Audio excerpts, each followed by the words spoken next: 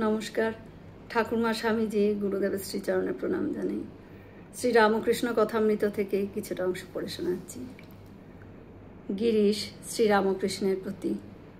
আচ্ছা মহাশয়, মনটা এত উঁচু আছে আবার নিচু হয় কেন?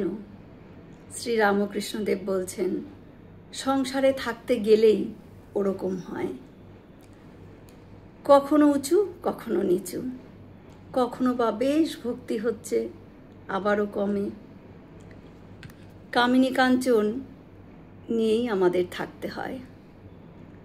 সংসারে ভক্ত কখনো ঈশ্বর চিন্তা হরিনাম করে, কখনো বা কামিনী কাঞ্চনে মন দিয়ে ফেলে। যেমন সাধারণ মাছি কখনো সন্দেশে বসছে, কখনো বা পচা ঘায়ে, কখনো বা বিষ্ঠাতে বসে।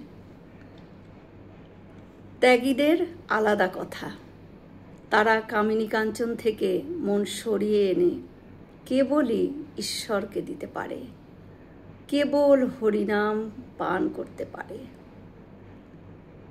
ঠিক ঠিক ত্যাগী হলে ঈশ্বর বই তাদের আর কিচ্ছু ভালো লাগে না।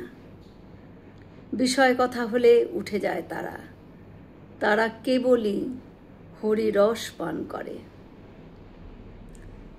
মৌমাছি কেবল ফুলে বসে মধু খাবে বলে, অন্য কোনো জিনিস মৌমাছির ভালো লাগে না। জয় শ্রী রামকৃষ্ণ।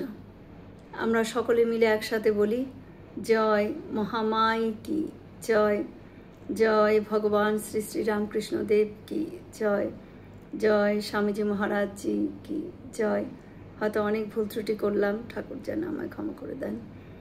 সকলে সুস্থ থাকবেন, আনন্দে থাকবেন।